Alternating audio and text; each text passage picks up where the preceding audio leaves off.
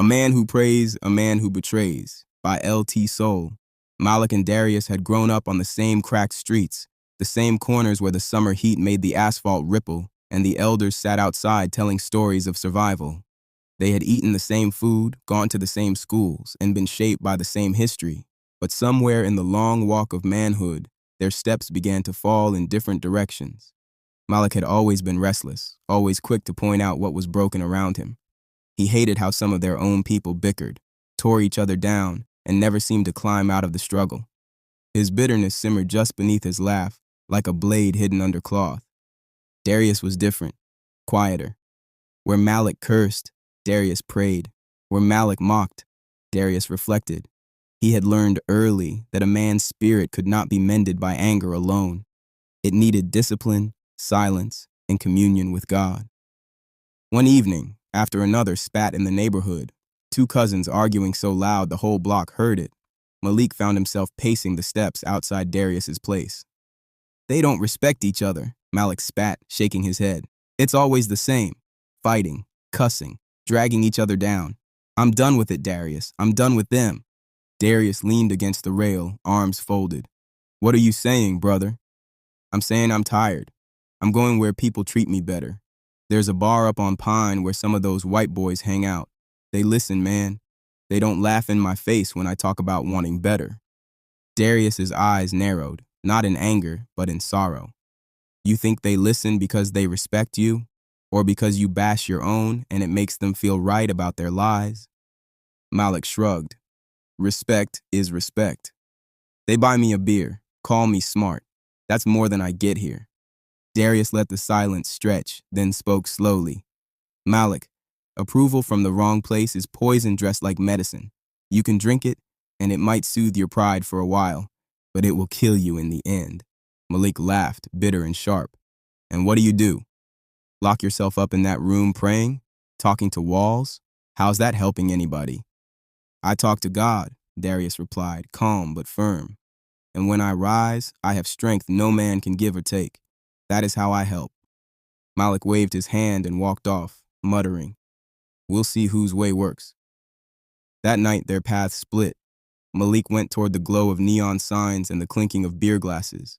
Darius went inside, closed his door, and dropped to his knees in prayer. Two men, two choices. One sought refuge in strangers' laughter, the other in God's silence. Part 2.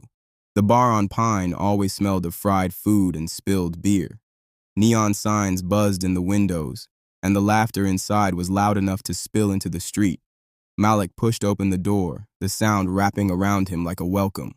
"Malik, my man!" one of the regulars called, a broad-shouldered man with a trucker's cap tilted back. "Come sit with us." Malik smiled, sliding into the booth.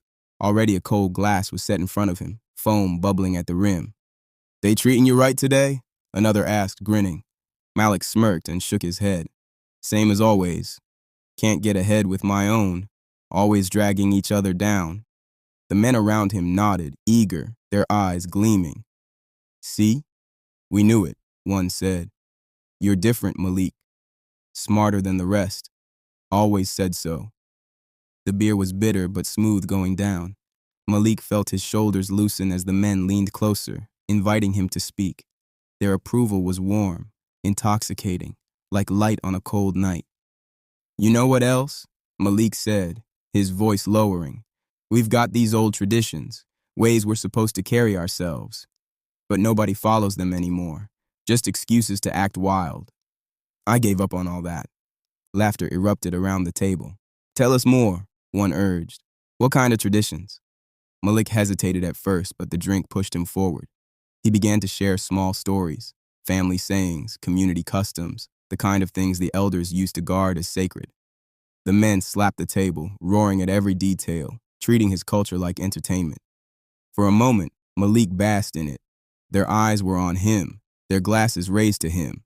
He felt important. But when he leaned back, catching his reflection in the bar mirror, he saw something hollow in his own smile. Later that night, as the beers stacked up and the jokes got uglier, one of the men clapped him on the back. "You're one of the good ones, Malik.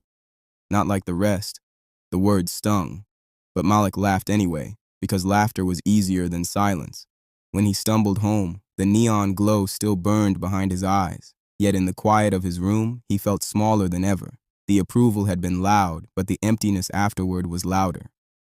Part 3 dash. While Malik sought the noise of neon laughter, Darius sought silence.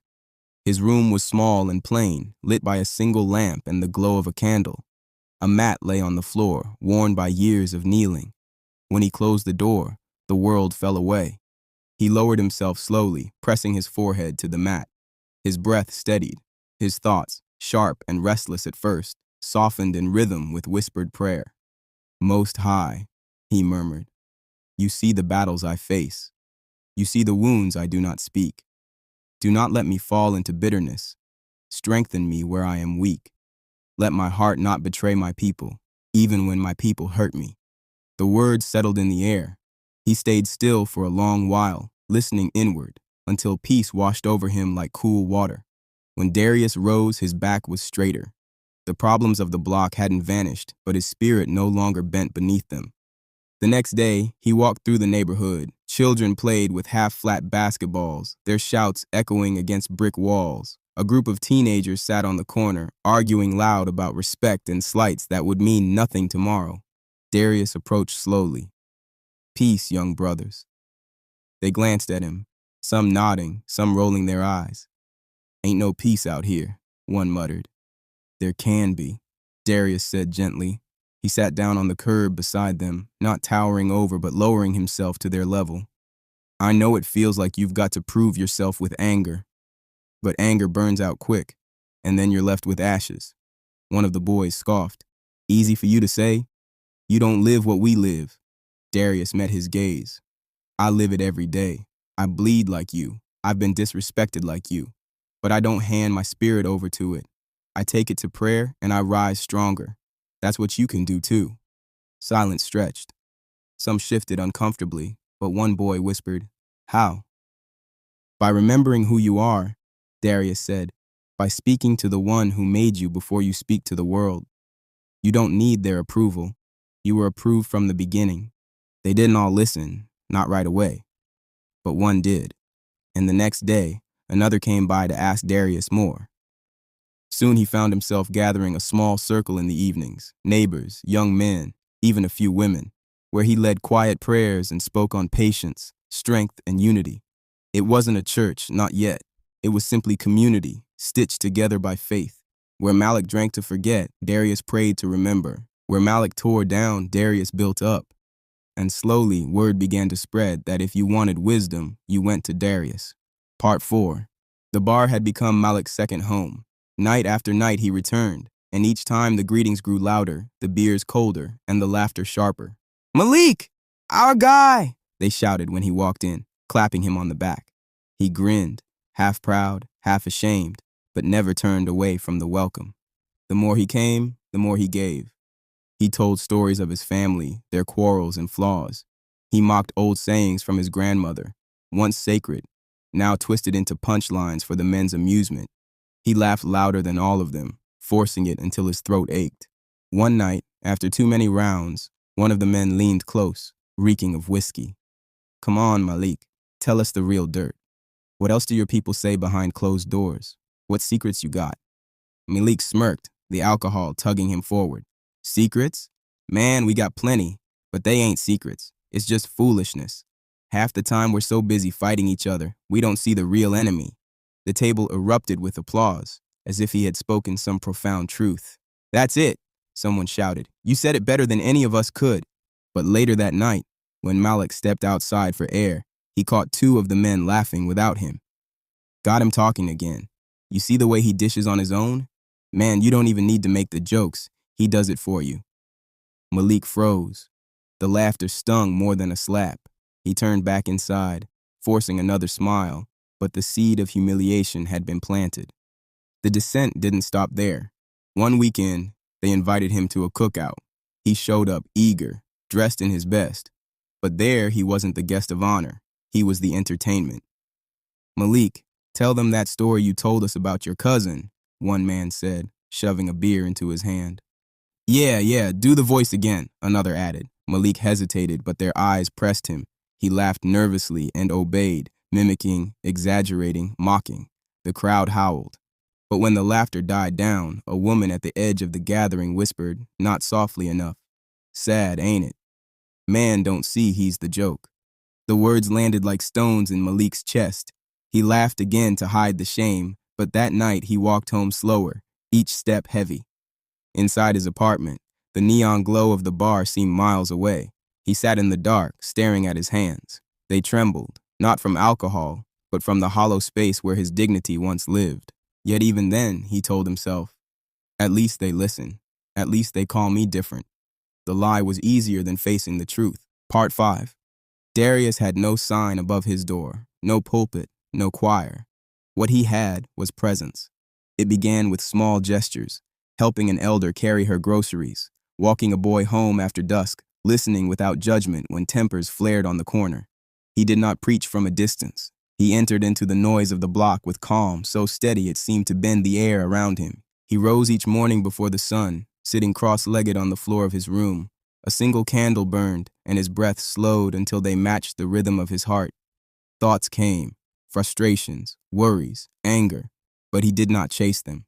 He let them drift past, whispering inward, "Peace, steady, guide me." That stillness carried into his day.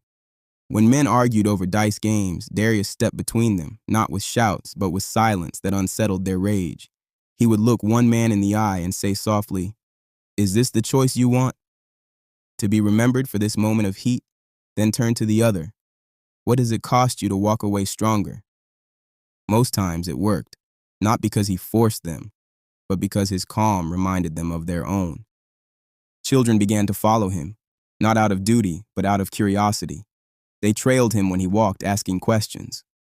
"Why you always so calm, Mr. Darius?" one boy asked. He smiled. "Because I learned I can't control the world, but I can master how I meet it. Storms come, anger, insult, betrayal. I breathe, I wait, I pray, and the storm passes." The boy frowned. "What if it don't pass?" "Then I don't let it live in me," Darius said, tapping his chest. "I can't stop the sky from raining, but I can keep my own roof from leaking." Word spread. Men who had once mocked his quiet began to seek his counsel. Women who carried burdens found him a patient listener. Soon, evenings in his small living room became gatherings, neighbors sitting shoulder to shoulder, talking about forgiveness, about strength, about how to face struggle without tearing each other down. He did not tell them he was teaching mindfulness or emotional intelligence. He spoke in stories, in questions that made them pause. When someone grew angry, he would guide them to breathe. When bitterness surfaced, he would ask, "Does holding this make you stronger or weaker?" The room grew to love those silences almost as much as his words. One night, after leading a prayer for unity, Darius looked around at the faces before him. Tired faces, hopeful faces, faces scarred by years of struggle but lit with a new kind of glow. And he realized something. His solitude had not been escape, but preparation. Because he had turned inward, he was now able to turn outward. Because he had sought God in stillness, he now carried God into the noise. And the block, once restless and divided, began to bend toward peace. Part 6. It was late on a Sunday evening when Malik and Darius crossed paths again. The block was quiet, the kind of quiet that sits heavy after a long week. Malik shuffled down the street, shoulders slumped, the smell of beer still clinging to his clothes. His eyes were dim, weighed down by nights of laughter that had never filled the emptiness. Darius was sitting outside his door, a small circle of neighbors having just dispersed after prayer. His face was calm, his posture steady, as if the day had not pressed upon him at all. Malik stopped when he saw him. For a moment, bitterness rose in his throat, but weariness drowned it out. "So," Malik said, his voice rough, "how'd it work out for you? All that praying, all that sitting quiet while the world stomps on you?" Darius studied him, then motioned for him to sit. "Come, rest a while." Malik hesitated, then dropped onto the step beside him. He rubbed his hands together nervously. "You remember what I told you? That I'd go where people treat me better? Well, they did. Bought me drinks, laughed at my jokes, called me one of the good ones." His voice cracked. "But I was just the clown, Darius. A clown telling them my family's secrets, mocking my own blood. and they loved it because it made them feel right. Darius was quiet for a long time. The silence pressed on Malik until he finally asked, "And you? How'd it work out for you?" Darius turned his gaze upward, where the sky was dark but scattered with stars. "I prayed. I sat with my pain until it lost its power. I listened before I spoke. I chose to carry peace instead of rage. And now, brother, the people come not to mock me, but to find strength." Malik scoffed, though it sounded more like a sigh. "Strength? I don't feel strong. I feel empty." "Because you gave your strength away," Darius said gently, "piece by piece, for approval that was never real. But strength can be rebuilt, not in their laughter, not in their beer, but in the stillness where God meets you." Malik looked down, ashamed. "And what if it's too late?" Darius laid a hand on his shoulder. "It's never too late to turn back. The same door I closed behind me when I went into prayer is open for you too." The street was quiet, save for the hum of a streetlight. Malik's eyes glistened, torn between pride and hunger for the peace he saw in his old friend. For the first time in months, he didn't have a comeback. He didn't have a laugh. He only had a question, whispered like a child. "Will you show me?" Darius nodded, his expression warm. "I will walk with you. But the strength, you must seek it yourself, alone, with God. That's where the path begins." They sat in silence side by side, two men who had walked opposite roads but now met at a crossroads again. One bore the scars of betrayal, the other the glow of prayer. And in that contrast, the lesson stood clear. One man ran to others and lost himself. The other ran to God and found not only himself, but his people.